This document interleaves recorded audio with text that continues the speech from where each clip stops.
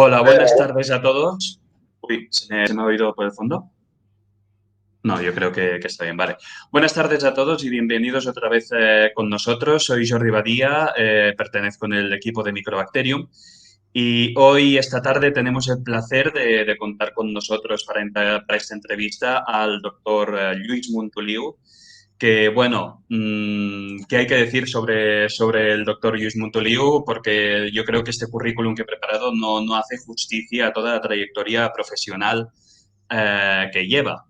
Pero para resumirlo, Lluís se licenció y se doctoró en Ciencias Biológicas por la Universidad de Barcelona y tras su doctorado realizó estancias postdoctorales, la primera en el Centro Alemán de Investigación sobre el Cáncer en Heidelberg y la segunda fue en la Universidad Autónoma de Barcelona.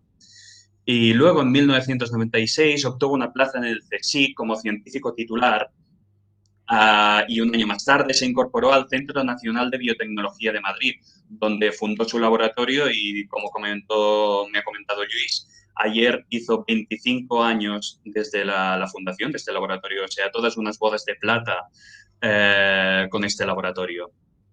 Y nada, luego, bueno, actualmente es miembro del comité de dirección del CIBERER. CIBERER es el Centro de Investigación Biomédica en Red en Enfermedades Raras, que forma parte del Instituto Carlos III, y desde el 2021 es profesor honorífico de la Universidad Complutense de Madrid. Además, ha publicado más de 128 artículos científicos y varios libros acerca de edición genética, que es uno de los temas que hablaremos hoy.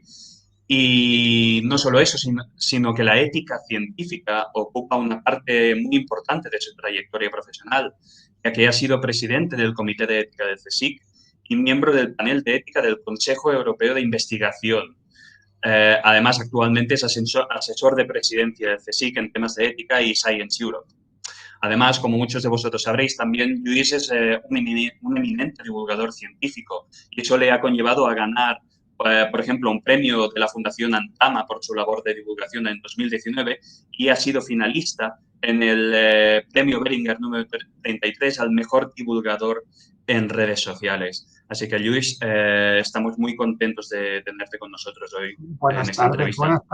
Buenas tardes, Jordi, buenas tardes a todos y un placer estar aquí en esta sesión con Microbacterium. Hay que apoyar todas estas actividades de divulgación, especialmente cuando están realizadas por vosotros, ¿no? Por los investigadores jóvenes de nuestro país. Pues nosotros nos alegramos muchísimo y seguimos intentando divulgar y contar con personalidades como tú, pues nos empuja a seguir adelante.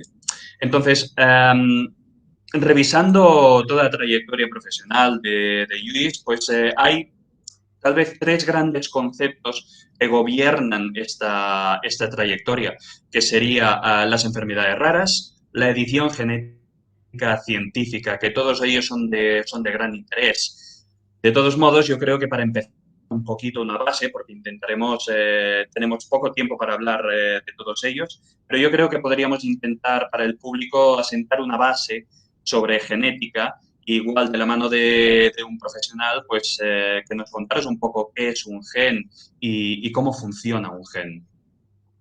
Bueno, un gen es un fragmento de nuestro material genético, el que tenemos en todas nuestras células, que habitualmente llamamos ADN, ácido deoxirribonucleico. Ese ADN tiene nada menos que 3.000 millones de pares de letras. Es una doble cadena, está formada por apenas 4 letras, la A, la T, la G y la C. La A siempre se aparea con la T y la G con la C.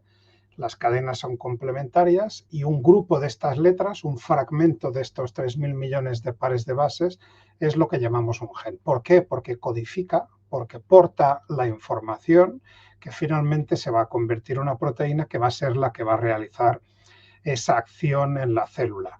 Evidentemente, si esa información es errónea o está alterada, la proteína que vamos a producir no va a funcionar bien y es cuando se va a producir la enfermedad. Uh-huh. Exacto, y aquí también, bueno, mencionando este daño de ADN, ¿no? Es tan importante el ADN y los genes para nosotros que nuestro propio cuerpo tiene una maquinaria que se encarga de mantenerlo intacto, pero como bien has comentado, pues a veces cuando suceden daños, pues hay proteínas que no que no funcionan. Esto lo entendemos como mutación y entonces la pregunta aquí sería, ¿cómo podemos ver la manifestación de una mutación?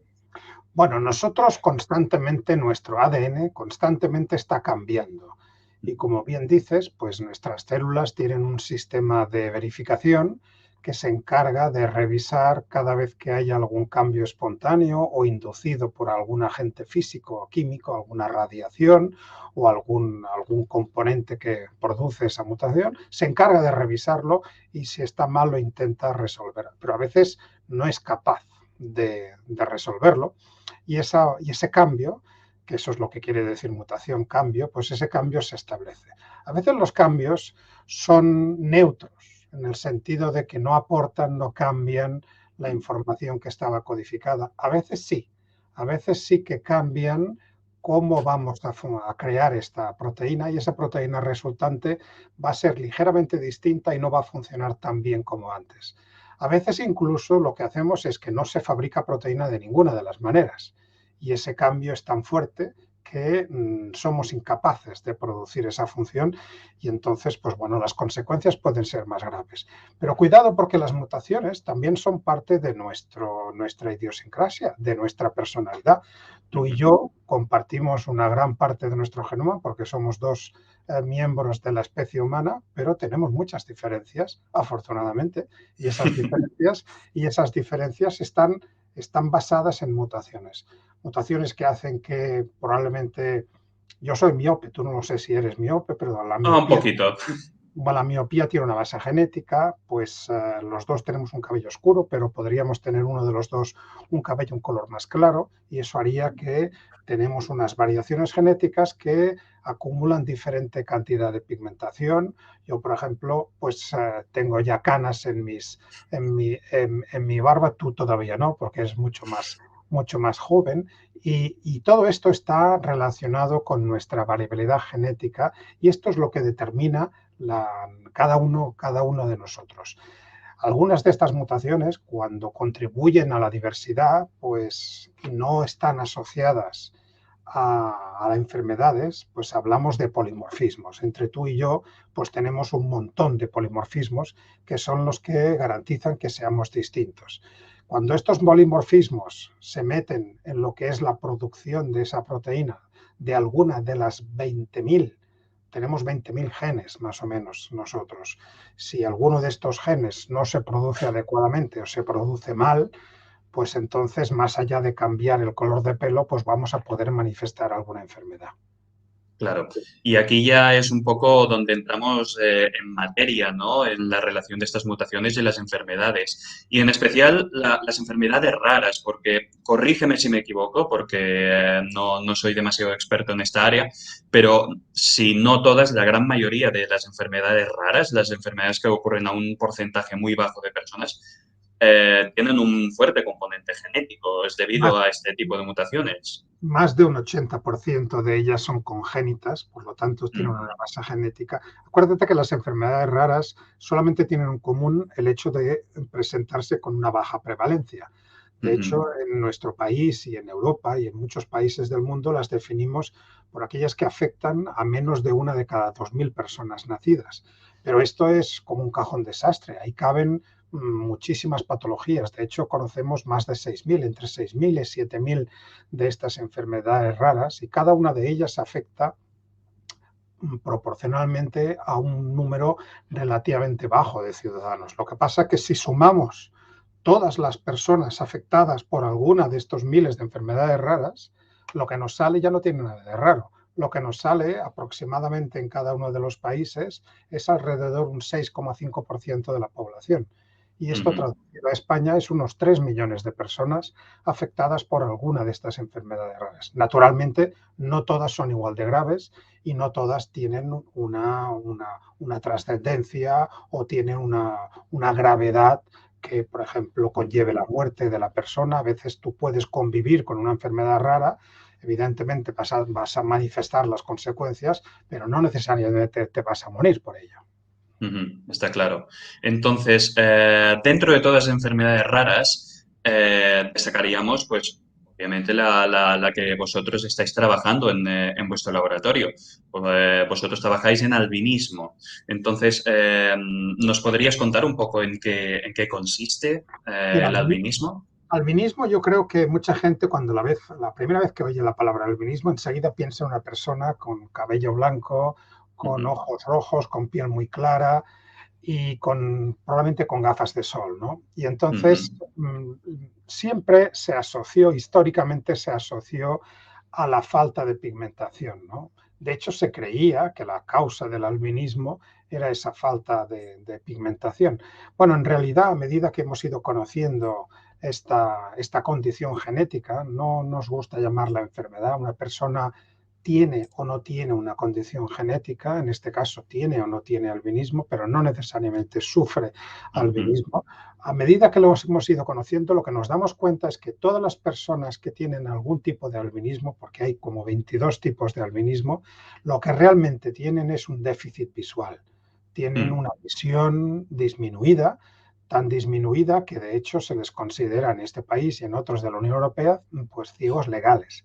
La ceguera legal es aquella que tiene una agudeza visual inferior al 10%. Por lo tanto, son personas que realmente tienen problemas de visión. Lo que sucede que de la mano de esta problemática visual suele aparecer, pero no es así en todos los casos, esa falta de pigmentación, que deja de ser una causa para convertirse en una consecuencia. Eres una persona con albinismo, vas a presentar estos problemas de visión.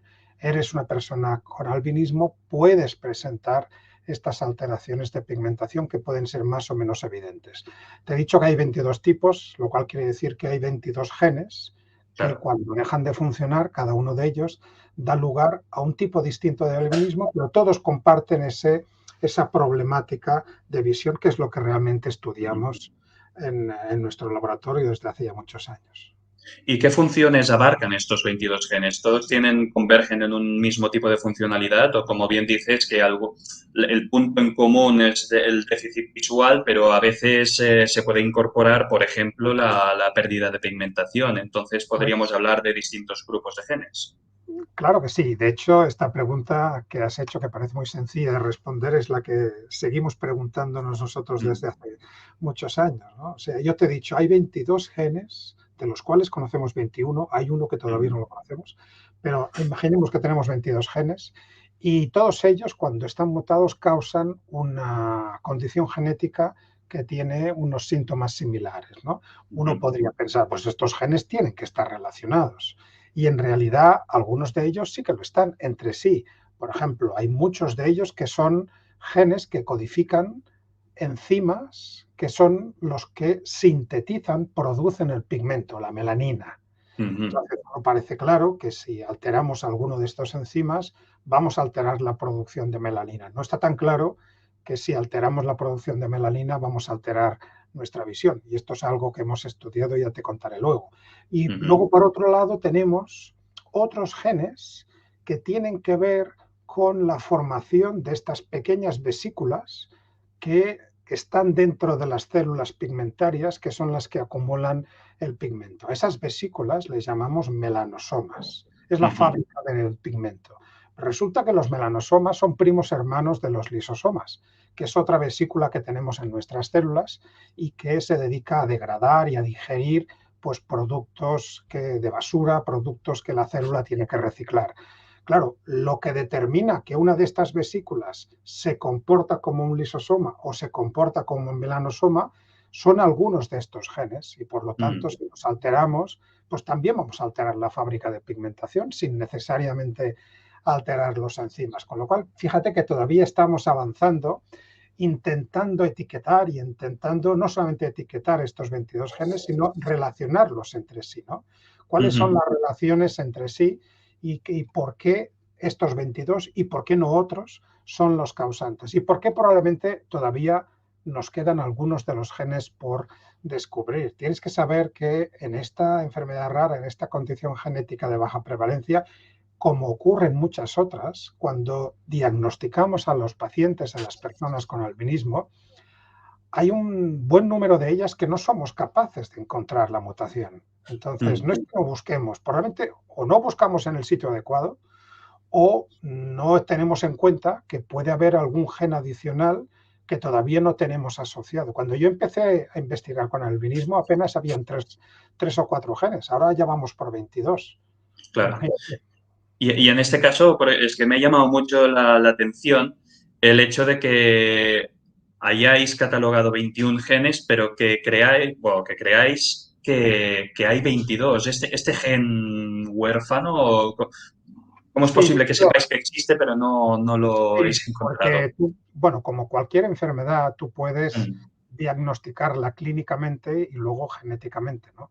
Tú ujú, puedes tener una persona que tiene unos síntomas que coinciden exactamente con los de cualquier otro tipo de albinismo, pero cuando revisas las mutaciones en los 21 genes conocidos, te das cuenta de que no tiene ninguna alteración en estos 21 genes. ujú, Entonces, unos colegas nuestros, hace unos pocos años, pues encontraron un nuevo tipo de albinismo en una familia de origen pakistaní, de Pakistán, y ujú, lo que vieron es que eran personas con albinismo y parecía que tenían unas alteraciones en una zona de uno de nuestros cromosomas. Acuérdate que nosotros tenemos 23 pares de cromosomas. ujú. Eh, Uno de ellos, en particular en el cromosoma 4, parecía que una zona debía tener algún gen alterado, pero solamente sabemos la zona, un poco, digamos que tenemos el barrio, pero no tenemos Ujú. todavía el Claro, la calle ni el número del portal para saber en qué gen es el que está afectado, ¿no? Y ahí estamos, porque en ese barrio hay pues varias decenas de genes y uno de ujú. ellos naturalmente va a ser el causante, pero todavía no sabemos cuál es. Claro, claro, claro. Y bueno, tengo que decir que cuando has mencionado del albinismo, que todo el mundo cree que es una persona con falta de pigmentación, bueno, claro, yo me uno al carro, ¿no? De estas personas. Hasta ahora, pues no concebía la posibilidad de que la raíz de esta condición era el déficit visual y luego el albinismo, perdón, la falta de pigmentación es un añadido que puede o no suceder. Esto es súper interesante. Y has comentado que a nivel clínico, obviamente, estas enfermedades tienen una forma de diagnóstico. En el caso del albinismo, por ejemplo, ¿hay una forma de diagnosticarlo de forma precoz antes de que se pueda asociar, bueno, antes de que se pueda incluso detectar algún síntoma? Bueno, mira, las alteraciones visuales son muy importantes. Son tan importantes que se pueden ver con relativamente muy tempranamente. De Mm, hecho, a las personas con albinismo, lo que les pasa fundamentalmente es que les falta la zona central de la retina. La zona mm, central de la retina es lo que llamamos fóvea. Es lo que ujú, estamos usando tú y yo ahora para vernos ujú, y lo que están usando, esperemos, nuestros espectadores o los que están siguiendo esta sesión para verlos. Tenemos centrada nuestra visión en la pantalla y todo lo que está a nuestro alrededor está como difuminado, está como un poco desenfocado, ¿no? Esto ujú, sería la visión periférica, lo que llamamos el rabillo del ojo, ¿no? Evidentemente, lo que tenemos delante de la nariz lo tenemos perfectamente enfocado y a una altísima resolución. Y eso es porque la retina central tiene una altísima concentración de fotorreceptores. ujú. Para entendernos, yo siempre suelo hablar de los píxeles de nuestro sensor óptico que tenemos en los ojos, ¿no? Todo el mundo sabe que si tienes un teléfono móvil que tiene, pues yo qué sé, no sé cuántos millones de píxeles en la cámara, las fotografías van a tener una resolución estupenda. En cambio, si tienes uno que apenas tiene unos centenares de miles de píxeles, pues la fotografía va a salir pixelada y esto es lo que nosotros sabemos. Pues ahora lo que tenemos que imaginar, lo que tienes que imaginar es que imagínate que desapareciera tu visión central y la única visión que te quedara fuera la visión periférica. Y esa Mm. visión periférica que ahora tú estás aquí viendo al lado, que si cae una escoba, pues te apartas porque por instinto no sabes muy bien qué es lo que está cayendo, pero Pero hay ves un algo, movimiento por ahí. hay un movimiento por ahí. Ese movimiento poco definido es el resto de visión que tienen las personas con albinismo y la Mm, falta de fobia es algo que se detecta con relativamente facilidad por los profesionales por los oftalmólogos haciendo lo que se llama un fondo de ojo a través de la pupila, a través del iris, miran al fondo de la retina. La fovea tiene una estructura anatómica precisa y cuando no está, pues es obvio. Ahora tenemos incluso unos aparatos que se llaman OCT que con un láser, sin dañar para nada, pues pueden verificar, pues hacen una especie de estudio de la densidad de fotorreceptores que tenemos en la retina y son capaces de determinar la existencia o ausencia de esta fobia. Por lo tanto, es fácil o es relativamente fácil de diagnosticar. Aquí quiero insistir lo que decías antes, que tú puedes ir por la calle, te puedes cruzar con personas con albinismo sin que tú te percates, ¿no? Porque hay personas, por ejemplo, que tienen lo que se llama un albinismo ocular, que tienen exactamente estas mismas alteraciones en la visión, pero tienen pigmento en la piel, en los pelos, en el cabello, en el iris de los ojos. Y entonces eso es un problema para ellos, ¿no? Porque, digamos, les ha costado socialmente, y sobre todo cuando son niños en la escuela, pues convencer a sus conciudadanos y a los profesores, hey, que yo soy una persona con albinismo, que tengo un problema. Claro, se la quedan mirando y dicen, ¿cómo vas a tener un problema si tienes el pelo negro? ¿No? Pues claro que lo tienes, ¿no? Entonces hay una labor educativa que estamos lanzando desde hace muchos años en colaboración con la Asociación de Pacientes que contribuimos a fundar, que es ALBA. ALBA es la Asociación de Ayuda a Personas con Albinismo, que una de sus funciones es precisamente normalizar la situación y explicar y acompañar a las familias en las cuales pues nace un niño o una niña con albinismo. Está claro. Y no, y además pensando a veces es un poco la labor esta de casi más que educar es contraeducar, ¿no? Porque al final todos los inputs que recibimos de una persona albina, pues por los medios de comunicación, por Fíjate lo que películas. pasa. Cuando una persona es ciega, desgraciadamente, todo el mundo lo entendemos, ¿no? Cerramos los ojos y nos convertimos en personas ciegas automáticamente, ¿no? Esto es fácil, ¿no? Pero cuando una persona ve mal, ¿cómo le explicas tú a otro que ves mal? ¿Cómo de mal estás viendo, no? Esto es algo que nos ha preocupado en el mundo del albinismo y hace unos años, con la ayuda de una persona con albinismo, que además es una actriz estupenda, pues la llevamos a un oftalmólogo, medimos una serie de parámetros de su visión y estos parámetros ópticos los pusimos en una cámara de vídeo. Y con esta cámara de vídeo, en una visión subjetiva, nos fuimos de compras o al cine o a tomar una copa o a coger el autobús o a coger el tren. Y entonces en visión subjetiva, esto es un vídeo que se puede encontrar en YouTube, se llama Lo Ves, lo firmamos con Patti Bonet, que es el nombre de esta persona. Tú te puedes dar cuenta en 10 minutillos, que es lo que dura, de lo mal que ven estas personas, ¿no? Cuando lo presentamos este vídeo, tendrías que haber visto a los papás y mamás de niños y niñas con albinismo. Muchos de ellos se emocionaron porque fue la primera vez que entendieron cómo mal están viendo sus niños. Porque los niños, que son extraordinariamente plásticos y se adaptan y aprovechan cualquier resquicio que les quede de visión. El cerebro es una pasada en este sentido. Cualquier resto de visión que te queda, pues lo intenta magnificar. Pues evidentemente un niño con albinismo, cuando entra en una habitación que no ha estado nunca, pues va a tropezar con todo, va a tropezar con las sillas, va a tropezar con la mesa, va a tropezar con la lámpara, no sé qué. Pero al cabo de un tiempo, cuando se ha hecho el mapa cerebral de la habitación, va a ser un niño como cualquier otro y va a estar corriendo de un lado para otro sin caerse. Por lo tanto, digamos que esa capacidad de aprovechar esos restos de visión es algo que también hay que manifestar y hay que contarles, por supuesto, a las familias, ¿no? No, es impresionante. Es impresionante. Entonces, hagamos un breve parón, ¿no? En lo que sería el albinismo para introducir otro de los conceptos que son cruciales para tu investigación. Y al final también, no solo la investigación que lleváis a cabo, sino la investigación en general en prácticamente todos los laboratorios mundiales ahora mismo. Cuando hablamos de enfermedades genéticas, entre otros conceptos, podemos ya pensar en modelos de edición genética. Y una de las herramientas que ahora mismo están más vigentes para edición genética es el CRISPR, ¿vale? Y es que el CRISPR realmente es una tecnología puntera que nos ha llevado a pegar un salto enorme en el progreso científico. Entonces, vosotros tenéis a CRISPR como base como una herramienta base de vuestras investigaciones. ¿Nos podrías contar un poco cómo funciona en sencillas palabras?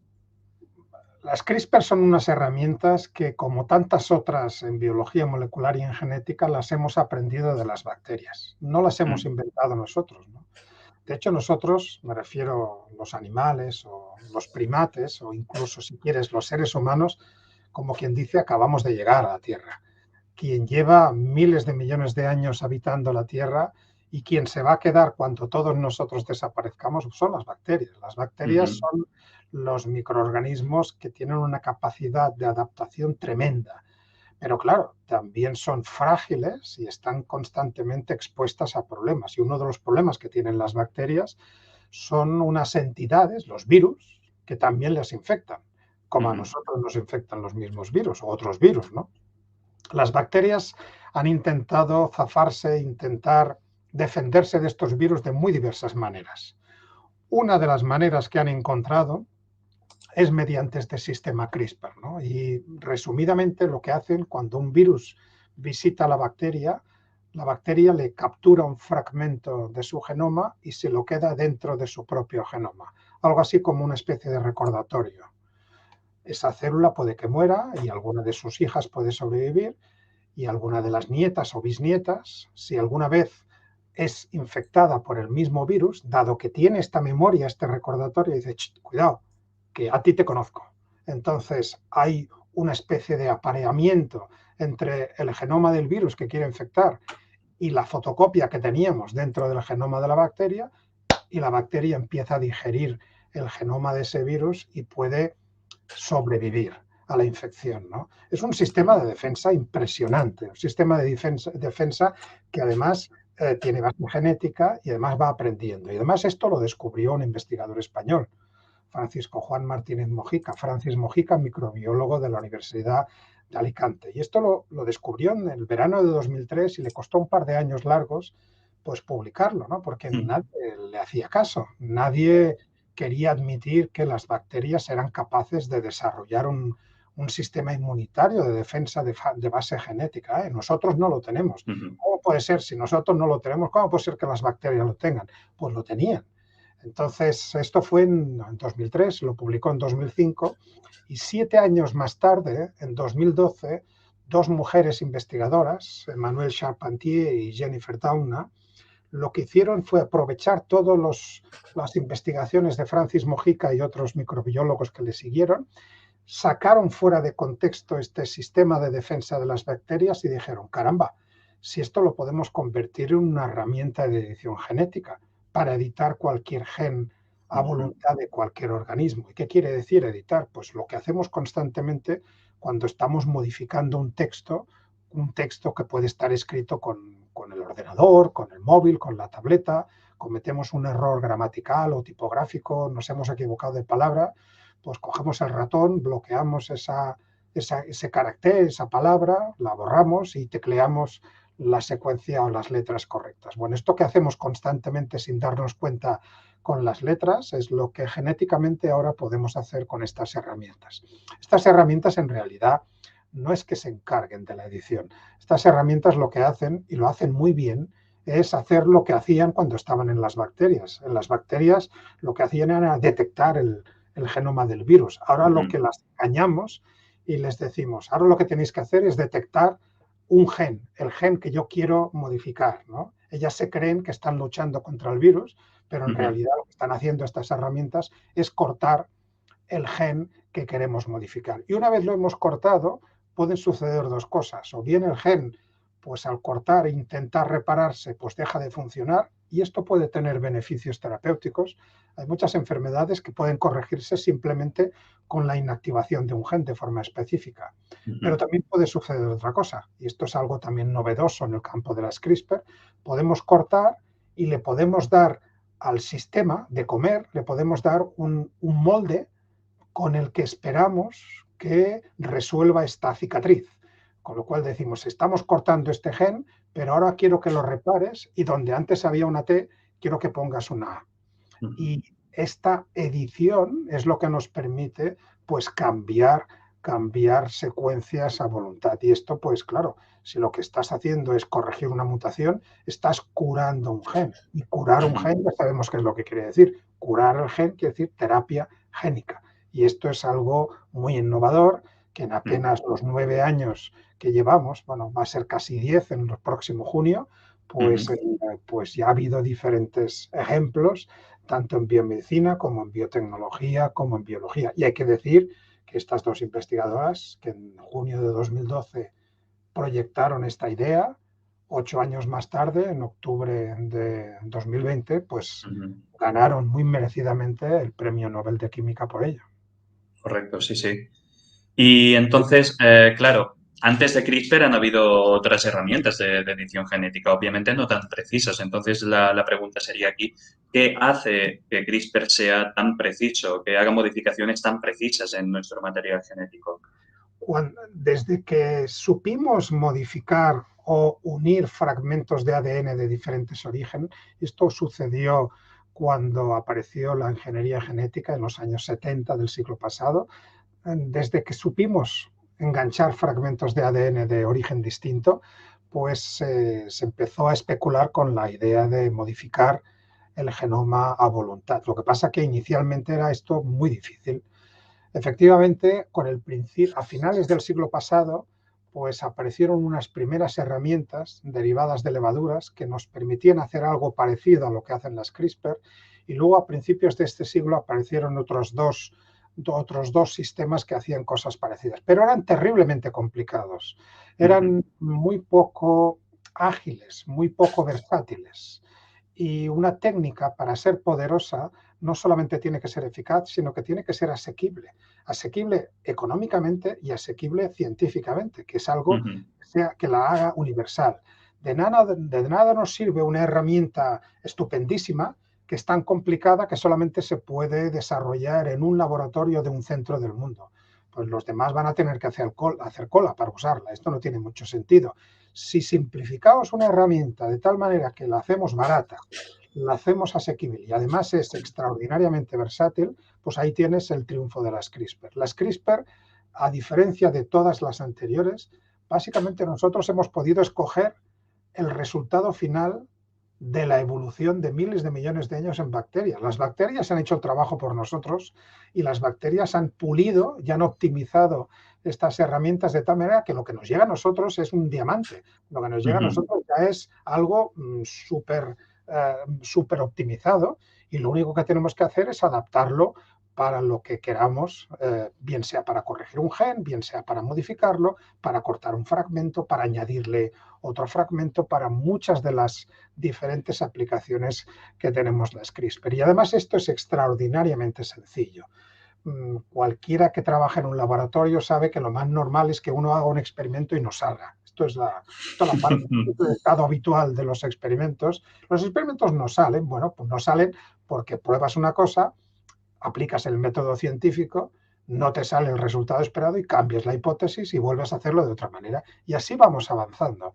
Pero con las CRISPR es uno de los pocos ejemplos en los cuales que prácticamente todos los experimentos que uno intenta salen, porque realmente son espectacularmente eficaces y muy, muy sencillas de utilizar. Y esto hace que leamos noticias de avances científicos que no vengan necesariamente de San Diego, de San Francisco, de Nueva York, de Londres o de Berlín, sino que vengan de Montevideo, de Uruguay, que vengan Ujú. de Kenia, vengan del sudeste asiático, vengan de países de los cuales uno no esperaría avances científicos. Precisamente el hecho de que sean tan asequibles, yo esto le llamo la democratización de la Ujú. ciencia, ¿no? Antes han aparecido las élites y ya no hay técnicas que sean tan complicadas que solamente unos pocos puedan acercarse a ellas, ¿no? Las CRISPR permiten a todo el mundo, las buenas ideas existen en todos los países del mundo y Eso está ahora claro. los investigadores pueden ponerlas a caminar y pueden testarlas con CRISPR. Eso, y entre otras muchas cosas, es lo que explica el triunfo que han tenido. Y entonces, vosotros en particular, ¿por qué usáis CRISPR? ¿Qué aplicación le estáis dando? Por dos razones. Mira, una de las razones por las que usamos CRISPR es que a mí siempre me ha interesado la parte que se llama no codificante del genoma, ¿no? La parte oscura que se le ha presentado. Durante muchos años se le llamó la parte basura del genoma porque no se entendía muy bien qué es lo que había. Porque fíjate qué contradicción. Tenemos, antes te he dicho, 3.000 millones de pares de bases. Tenemos 20.000 genes y estos 20.000 genes apenas ocupan un 2% de nuestro genoma, ¿no? Entonces uno se preguntará, ¿y para qué queremos? ¿Para qué queremos tantas letras? ¿No? ¿Para qué queremos el 98% restante, que es la inmensa mayoría?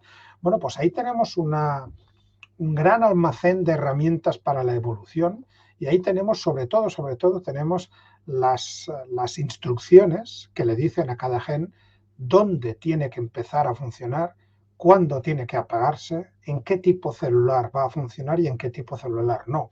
Por lo tanto, las enfermedades que habitualmente estamos acostumbrados a asociarlas a mutaciones dentro del propio gen, pues resulta que también pueden ocurrir en estas instrucciones, en estos interruptores, ¿no? Si nos cargamos el interruptor, vamos a entrar a casa, abrimos el interruptor y en lugar de abrirse la luz del salón, se nos abre la luz de la cocina, pues algo pasa ahí con el circuito eléctrico. Pues aquí pasa lo mismo. Si alteramos el interruptor de un gen, es posible que tenga unas consecuencias tan o más graves como si se hubiera producido una mutación dentro del propio gen. Claro, el problema de investigar estos interruptores es que en esta zona no codificante, que es la gran cantidad del genoma, el 98%, hay tantas secuencias repetitivas que es muy fácil perderse. O sea, básicamente hay muchas familias de secuencias que se repiten constantemente. Por ejemplo, GGA, GGA, GGA, miles de veces GGA. No sabes dónde estás. Y entonces las herramientas que teníamos hasta ahora para intentar dirigirnos solamente a un interruptor no eran lo suficientemente precisas para inactivarlo. Llegan las CRISPR y nos permiten decidir, quiero inactivar este y que este otro siga siendo activo. Y ahora quiero hacerlo al revés. Pues este tipo de experimentos, que durante más de 20 años lo intentamos nosotros de todas las maneras y nos dimos cabezazos contra la pared porque no nos salían los experimentos, llegan las CRISPR y podemos hacer este experimento. ¿Por qué? Pues porque las CRISPR son tremendamente específicas. Acuérdate que lo tienen que ser, porque las CRISPR en su origen, su razón de ser es localizar el genoma del virus contra el cual tienes que defenderte. Entonces tienen que ser muy precisas para atacar al virus, pero para no atacar a otras bacterias, sino atacar a otras secuencias propias de su genoma que las necesitan para no suicidarse, ¿no? Entonces, gracias a esa precisión que nos viene de la evolución, nosotros podemos hacer preguntas del genoma no codificante.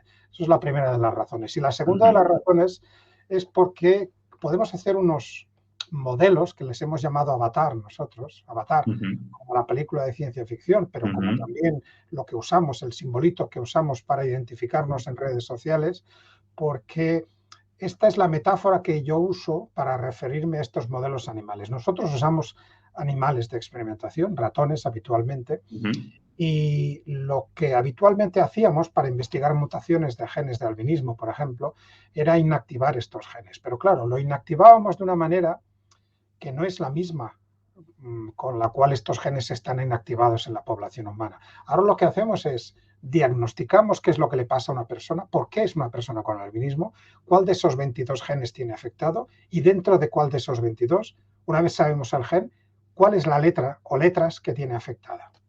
Y esas mismas letras afectadas son las que reproducimos en el gen homólogo, en el mismo gen que también tiene el ratón. Hay que recordar que ratones y nosotros tenemos prácticamente los mismos genes y por eso los podemos utilizar como modelos.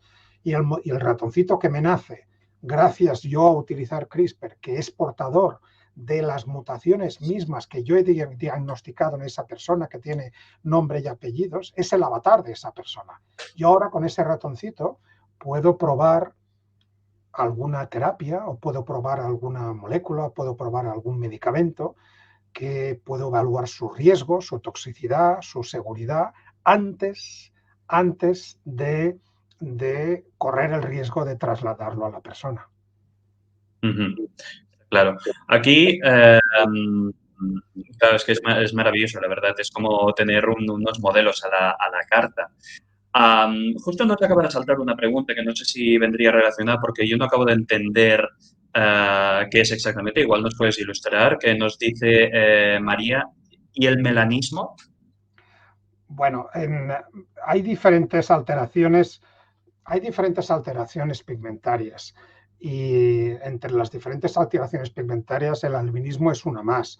Nosotros nos referimos al albinismo. Por ejemplo, si nos miramos todos la palma de las manos, veremos que la palma acostumbra a ser un sitio que tiene muy poca pigmentación. Siempre tenemos más pigmentación en el dorso de la mano que en la palma, ¿de acuerdo? Entonces, una manifestación de melanismo sería que en nuestra palma de la mano apareciera un nivel de pigmentación exageradamente alto. Y esto puede ser patológico. Entonces, esto es un ejemplo de melanismo, ¿no? Que aparezca pigmentación en zonas donde habitualmente no la hay. Otras alteraciones pigmentarias que no tienen nada que ver con el albinismo, por ejemplo, es el vitiligo, ¿no? Vitiligo, personas que tienen zonas de la cara o de su cuerpo que les falta pigmentación, ¿no? Y entonces, pues nos choca. En cambio, cuando las vemos esto en animales, pues nos encanta, ¿no? Vemos animales, a perritos o a gatos que tienen diferentes manchas en la cara y nos encanta porque esta es nuestra mascota. En cambio, cuando estas mismas alteraciones las vemos en personas, provocan rechazo, ¿no? Esto es absolutamente injustificado, pero esto es lo que les pasa a estas personas. Y estas personas se tienen que camuflar y tienen que utilizar maquillaje del mismo color del resto de su piel, pues para camuflar esas zonas, ¿no? El vitiligo no tiene nada que ver con el albinismo, pero también es otra manifestación de alteración de pigmentación. Gracias, Claro. María. Muchas gracias, María. Entonces, volviendo a lo que sería el albinismo, y ahora que ya sabemos un poco cómo funciona CRISPR, claro, nos planteamos, antes has mencionado el concepto de la terapia génica, ¿no? Intentar curar el gen, que obviamente ha estado dando resultados muy prometedores en el campo de la biomedicina. Entonces, la pregunta un poco que une todo lo que hemos estado hablando, ¿podemos usar CRISPR para mejorar la calidad de vida de una persona que padece de albinismo? Pues seguramente sí, pero lo vamos a usar de una forma distinta a como pensábamos lo íbamos a usar. Y me explico.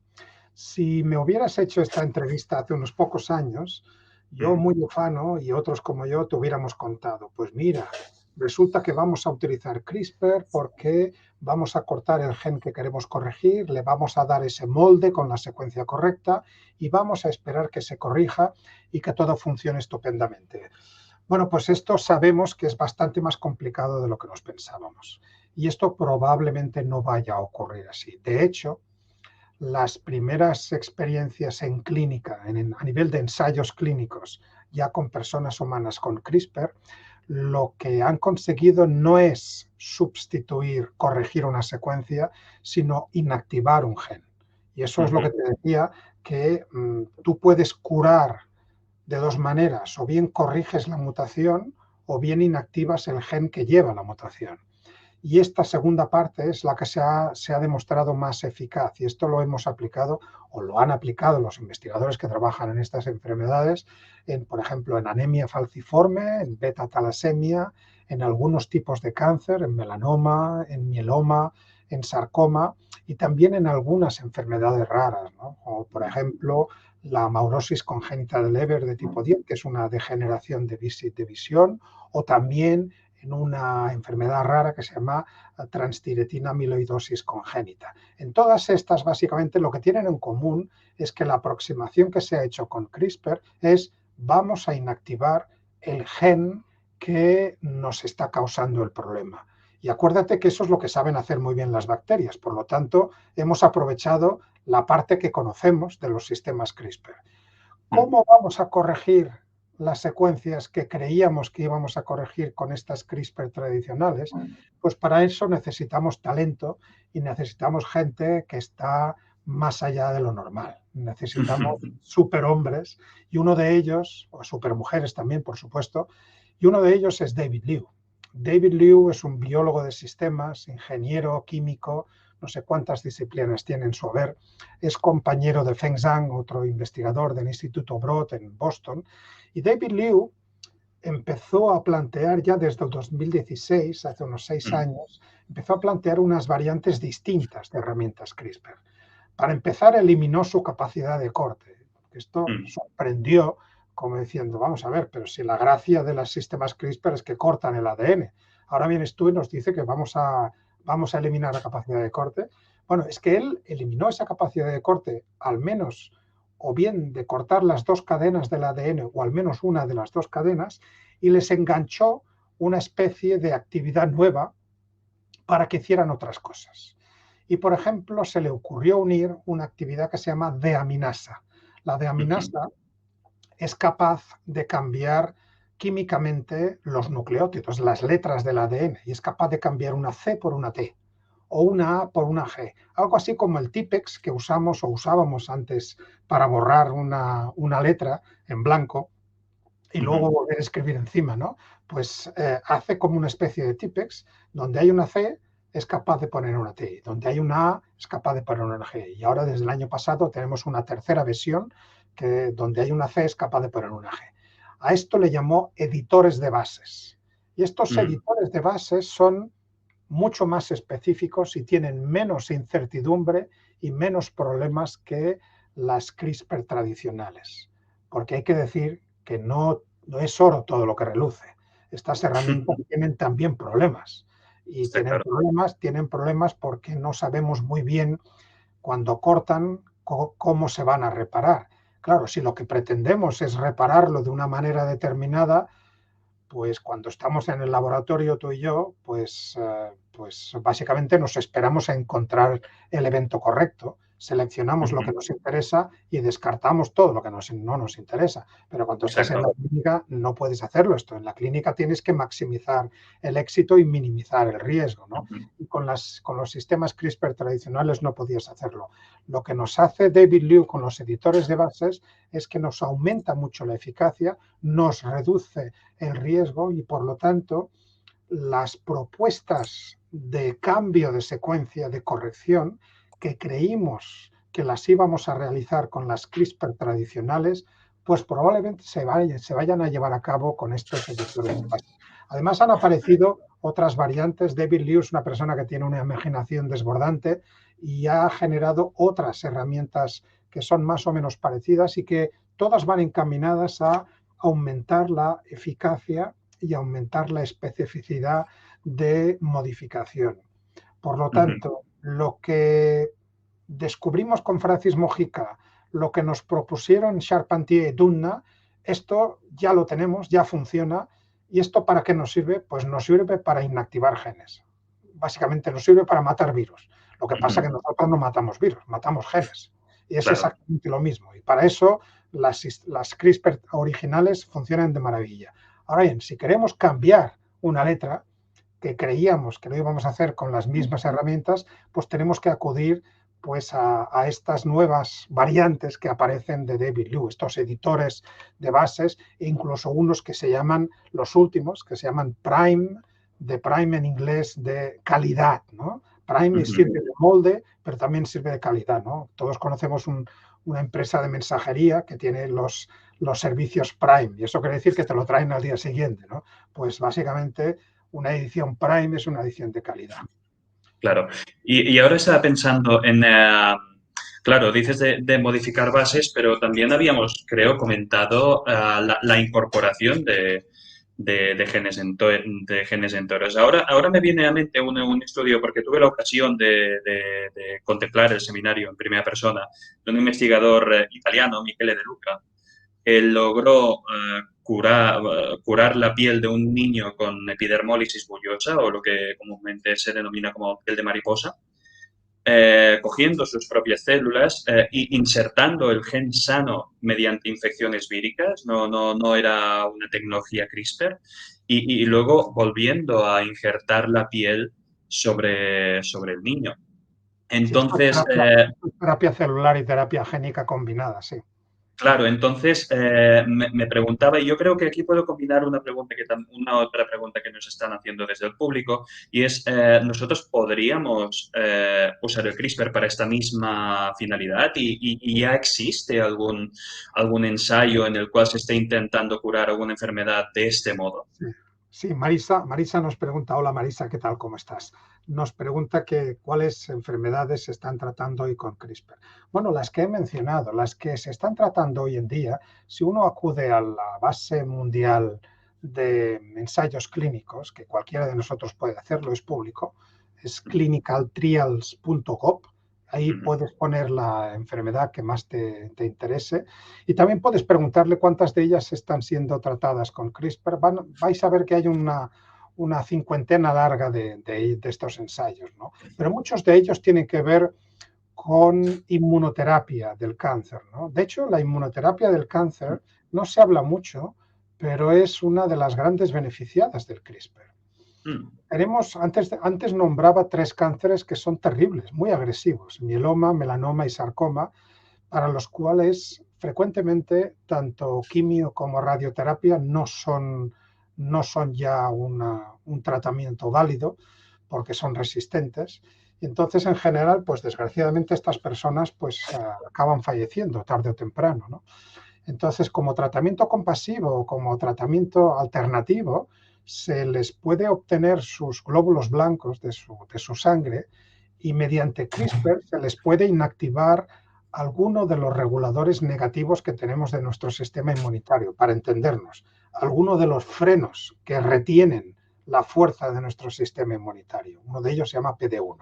Si Ujú. lo inactivamos con CRISPR, y recuerdo que CRISPR lo que sabe hacer es inactivar y lo sabe hacer muy bien, los glóbulos blancos resultantes van a ser más poderosos para luchar contra las células cancerosas. Y si además utilizamos CRISPR para eliminar la secuencia de genes que utilizan estos glóbulos blancos para detectar las células cancerosas, y antes de volver a insertarlo en el paciente le damos una capacidad de descubrir esas células cancerosas de Ujú. una forma más específica, esto es lo que se llama en clínica las CAR T-cells, las CAR-T, pues eso hace que pues, yo tenga colegas oncólogos que antes les fallecían la mayoría parte de pacientes y ahora pues sobreviven un 30, un 40, un 50% de ellos. No son desgraciadamente todavía un 100%, pero una cantidad significativa de personas Ujú. está sobreviviendo y esto creo que es algo muy relevante. Luego, si dejamos aparte lo que es la inmunoterapia del cáncer, luego las grandes beneficiadas son las enfermedades de base genética, sean raras o sean más comunes, ¿no? Por ejemplo, las enfermedades estas que afectan a la sangre, que pueden ser muy comunes en África, en sudeste asiático y en Sudamérica, como por ejemplo la anemia falciforme o la beta-talasemia. La beta-talasemia es muy frecuente en el Mediterráneo, por ejemplo. Ujú. También. Ahí lo que pasa es que la hemoglobina pues no funciona correctamente. La hemoglobina tiene dos tipos de cadenas, la alfa y la beta, codificadas por genes distintos. Suele estar mutado siempre el gen de la cadena beta. Entonces ha habido diferentes estrategias CRISPR y ha habido una muy inteligente que se gestó en el Hospital Infantil de Boston Ujú. por el grupo de Stuart Orkin, y en el cual lo que hicieron fue, cuando somos niños, cuando estamos desarrollándonos dentro del útero de nuestras madres, cuando somos fetos, pues nuestra hemoglobina es distinta de la que cuando somos adultos. No tenemos beta, sino que tenemos una variante de beta que se llama la gamma globina. Esta gamma Ujú. globina cuando nacemos desaparece y ya no vuelve a aparecer más porque ya no la necesitamos. Ya tenemos la beta. Ahora bien, si nuestra beta está mutada, a alguien se le ocurrió, ¿y por qué no despertamos a la gamma globina, que nos ha funcionado tan bien mientras nos estábamos desarrollando? ¿Y qué se necesitaba para despertarla? Pues se necesitaba descubrir por qué estaba apagada en adultos, ¿no? Y estaba apagada porque tenía alguien que lo tenía reprimido, ¿no? Un represor. Ujú. Entonces, ¿qué sabe hacer CRISPR? De nuevo, inactivar. Si inactivamos el represor, pues dejamos de reprimir aquello y ese gen vuelve a aparecer y es capaz de sustituir al beta-globina mutado. Esto pues está funcionando en aproximadamente un 50% de los pacientes testados y tiene muy buen pronóstico, ¿no? Otras enfermedades que se están testando, esa ceguera progresiva que os he dicho antes, esa amaurosis congénita de Leber, y también hay ya estudios en los cuales se van a utilizar CRISPR para intentar de alguna manera curar de forma ya irreversible, curar de forma definitiva, pues personas que tienen el virus de la inmunodeficiencia adquirida, que sabemos que afortunadamente ahora ya no fallecen porque tienen un tratamiento crónico de por vida que mantiene los títulos del virus muy bajos, pero los virus siguen estando ahí. Los virus están insertados en el genoma de estos linfocitos, de estos glóbulos blancos. Claro, de nuevo, ¿para qué sirve CRISPR de forma estupenda? Para detectar y para cortar. Pues vamos a intentar lanzarlo contra los extremos de este virus para que donde quiera que se haya insertado en el genoma seamos capaces de retirarlo, ¿no? Esto que parece algo ciencia ficción, esto ya se ha hecho en cerdos.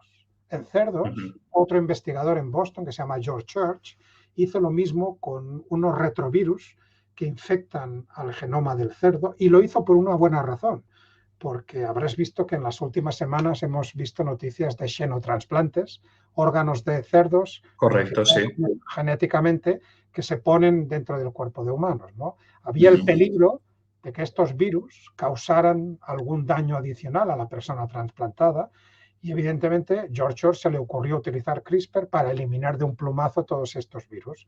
No eliminó ni uno, ni dos, ni 10, ni 20, sino que eliminó nada menos que 62 virus que tenían insertados los cerdos en su genoma y los cerditos resultantes, ahora libres de virus, con sus modificaciones genéticas, son los que paulatinamente se van a poder utilizar pues para que estas personas que necesitan un órgano y no tienen acceso porque no hay suficientes órganos, al menos de forma transitoria, puedan sobrevivir con un órgano animal que no sea rechazado a la espera de que se les trasplante el órgano definitivo. No, y es impresionante. Y aquí añadiendo, bueno, otra vez a lo que hemos dicho, ¿no? Que CRISPR ha permitido un salto espectacular en lo que es el progreso científico. Pero de todos modos, esto también ya lleva, y para cerrar un poquito la entrevista, al último tema que quería discutir un poco contigo. Y al final es, podríamos decir, como un poco el lado oscuro que, entre muchas comillas, que puede tener CRISPR a nivel de sociedad, ¿no? Y es un poco el temor este de que con esta herramienta podemos jugar a ser dioses y hacer lo que queramos. Y aquí me remito, por ejemplo, a una noticia que salió, me parece que fue en 2019, de que un investigador chino consiguió modificar genéticamente mediante CRISPR embriones humanos.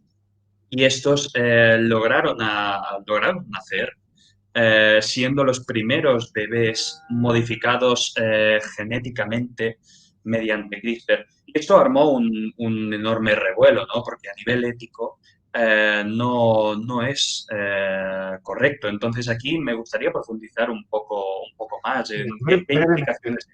Brevemente, te refieres a un experimento que conocimos en noviembre de 2018. El 18. Noviembre de 2018, el investigador se llama He Jiankui, trabajaba en Shenzhen, en China, y un año más tarde pues acabó entre rejas pagando una multa e inhabilitado de por vida. Lo primero que hay que decir es que los científicos no somos ningún colectivo distinto a cualquier otro de la sociedad. Cualquier persona en la sociedad tiene un código de conducta. Cualquier colectivo profesional tiene un código deontológico que le delimita lo que puede hacer y lo que no puede hacer. También nosotros. Con lo cual, no todo lo que podemos hacer con CRISPR lo debemos hacer y tenemos que cuestionarnos. Y si no somos nosotros capaces de autocontrolarnos, tienen que haber los órganos de decisión, en particular los comités de ética, que tienen que valorar la oportunidad y la adecuación de las propuestas experimentales. Vamos a ver, lo que nos propone este investigador, esta investigadora, ¿está justificado? ¿Los riesgos que va a incurrir con este experimento están por debajo de los beneficios que esperamos encontrar? Si es así, bueno, pues nos podemos plantear el experimento. Pero si no es así, pues quizá no debamos autorizar este experimento. Vamos a ver, lo que hizo este investigador en China fue saltarse pues muchísimas recomendaciones internacionales. En China en aquel momento no había, como sí tenemos en España, un código penal que nos prohíbe precisamente la alteración del código genético de la descendencia, ¿no? Nosotros como país firmamos el Convenio de Asturias en 1997 que impide esto. No podemos. Yo si hago este mismo experimento acabo en Soto del Real, porque hay dos artículos del Código Penal que nunca se han aplicado, afortunadamente, pero que conllevan penas económicas y penas de privación de libertad. En aquel momento en China no la había, pero sí que había recomendaciones internacionales de que esto no debía hacerse. ¿Y por qué no debía hacerse? Pues por lo que te he dicho antes, porque no es solo todo lo que reluce. Las herramientas CRISPR funcionan muy bien cuando funcionan bien, pero hay una cierta incertidumbre que todavía no somos capaces de controlar. Yo esta incertidumbre la sé gestionar bien con mis células en el laboratorio, con mis ratoncitos o mis compañeros en el centro que trabajan con plantas también lo gestionan esta incertidumbre con plantas. Pero yo no creo que podamos gestionar esta incertidumbre con seres humanos y en particular con recién nacidos, con bebés, ¿no? A mí hay algunos de los ratoncitos que yo genero con CRISPR que desgraciadamente fallecen. Fallecen porque tienen alteraciones adicionales que yo no controlo y que desgraciadamente no me gustaría que ocurrieran, pero todavía no sé cómo impedir que ocurran. Claro, esto que me ocurre en los ratones también va a ocurrir en las personas, ¿no? Y este riesgo adicional es absolutamente irresponsable trasladarlo, ¿no? Lo que hizo este investigador, al menos la primera fase del experimento, se puede hacer en España. Digo la primera fase, es decir, utilizar embriones humanos para, mediante CRISPR, inactivar un gen y ver lo que pasa en el laboratorio, sin Esto implicar. ya de por sí ya tiene una ética fuerte detrás para Y es, poder aprobarse un y es experimento. algo tremendamente difícil de aprobar y hay una Comisión Nacional de Reproducción Humana Asistida en el Instituto de Salud Carlos III, el Ministerio de Sanidad, que se encargan de revisar estas propuestas y, por ejemplo, hay un equipo de Barcelona en la cual pues Ana Veiga, Ángel Raya y Montse Boada son tres investigadores que han conseguido la primera de las autorizaciones para hacer estos experimentos. Primero, pero lo han hecho con embriones supernumerarios donados por parejas que ya no necesitan para tener hijos y que los han donado a la investigación y con el compromiso de que cualquier modificación genética que hagan en estos embriones acabe destruyendo los embriones. Estos embriones nunca se pueden implantar en el útero de una mujer para gestar. Y esto es lo que hizo el investigador chino. Engañó a sus colegas ginecólogos, les dijo, este embrión que te doy es producto de una fecundación in vitro normal y corriente, implántalo en esta mujer para que lo geste, ¿no? Y no le dijo que era un embrión que había sido modificado genéticamente. Y por eso nacieron no dos, sino tres, primero unas gemelas y luego una tercera, tres niñas modificadas genéticamente que evidentemente van a tener que ser supervisadas médicamente el resto de su vida, porque es imprevisible cualquier alteración que pueda producirse. Él lo que creía, era una persona mesiánica y en su ensoñación lo que quería solucionar el problema del SIDA. El SIDA es un problema en muchos países, también en China, también con sus problemas sociales que conlleva, y él quería eliminar un gen que es el que utiliza el virus del SIDA para entrar en los linfocitos. Lo que pasa que ese gen no solamente sirve para eso, el virus lo aprovecha para entrar, pero ese gen es un regulador del sistema inmunitario y la inactivación de ese gen puede conllevar una serie de problemas en otras enfermedades, en la gripe, el virus del Nilo y otras enfermedades de otros virus, ¿no? Con lo cual ya de por sí el experimento estaba mal planteado, pero es que además no sucedió, porque las tres niñas que nacieron, ninguna de ellas tenían la inactivación que él había previsto, con lo cual tenían diversas modificaciones genéticas más o menos descontroladas por el genoma, y esto que puede aceptarse a nivel experimental cuando tú y yo trabajamos con células en cultivo, pues es absolutamente inaceptable y éticamente inasumible cuando hablamos de seres humanos, ¿no? Y tanto que criticamos a veces a China, yo creo que hay que también poner el acento en que fue juzgado, fue investigado y fue mandado a la prisión. O sea, hay una consecuencia. Evidentemente Totalmente. lo hizo mal y evidentemente pues fue inhabilitado de por vida, ¿no? De las 3 penas que recibió, prisión económica, para mí la más interesante es lo de inhabilitado de por vida. Y realmente a mí me ha resultado interesante discutir este caso porque al final también es uno de los casos más extremos que hemos podido vivir recientemente de falta de ética científica, ¿no? Que además causó un revuelo a nivel de toda la comunidad científica. Pero ya para ir acabando, una última pregunta y también dentro de la ética, entonces, todo lo que concierne de investigaciones científicas respecto a humanos, no tiene que ser directamente, pero indirectamente, como de los animales, para investigar enfermedades en humanos o incluso los ensayos clínicos, podemos estar tranquilos de que hay una ética fuerte que regule todos estos procesos. Mira, lo primero que tenemos que recordar, lo he dicho antes, es que todos los científicos en nuestras instituciones tenemos un código deontológico, un código de buenas prácticas científicas que nos delimita lo que podemos hacer. Lo que tenemos que perseguir y lo que tiene que iluminar nuestro trabajo, toda nuestra carrera científica, es lo que se llama la integridad científica, ¿no? La integridad científica es lo que nos garantiza que en todo momento vamos a obrar correctamente. Ahora bien, no somos ingenuos. Porque tengamos las normas, no vamos a pensar que va a haber alguien que se las va a saltar. Con lo cual, lo que tenemos que poner son las herramientas necesarias para que cuando alguien se salte estas normas pueda ser investigado y pueda ser, pues, o bien con una serie de consecuencias profesionales o simplemente separado de la comunidad científica, ¿no? Y para eso existen los diferentes comités de ética en integridad científica también, y comités de ética que se encargan de evaluar todos y cada uno de los aspectos de la investigación. Desde esta investigación preclínica con animales, preguntándose en cada momento, ¿de verdad tienes que usar animales para hacer este experimento? ¿De verdad que no puedes hacerlo sin animales? Piénsatelo mejor. Y cuando lo has razonado y llegas a la conclusión de que la única manera que puedes progresar es utilizando animales, es cuando se puede autorizar, si está justificado su uso, el uso de animales, para poder llegar a ese ansiado ensayo clínico y poder ya probar esa terapia, ese medicamento, ese tratamiento en personas, ¿no?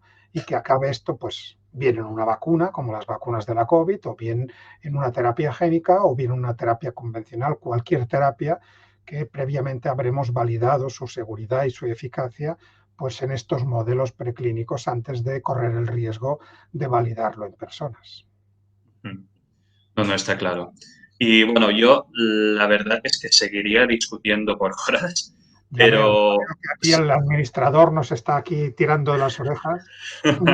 pero se nos echa el tiempo encima, así que lo único que me queda por comentar es, Luis, muchísimas gracias por estar hoy con nosotros. Yo me lo he pasado fenomenal, he aprendido mucho Muy y bien. espero que todos... Perdón, perdón. No, digo, gracias a vosotros, gracias a mi Corobacterium por propiciar estas sesiones y estas entrevistas aquí por la tarde, que yo creo que, espero que les haya gustado a la gente que nos ha escuchado, nos ha visto. Esperemos que sí. Y obviamente muchas gracias a todos los que habéis estado con nosotros acompañándonos en esta entrevista. Nos veremos en la siguiente. Así que Adiós, vaya todo muy bien. adiós. Adiós.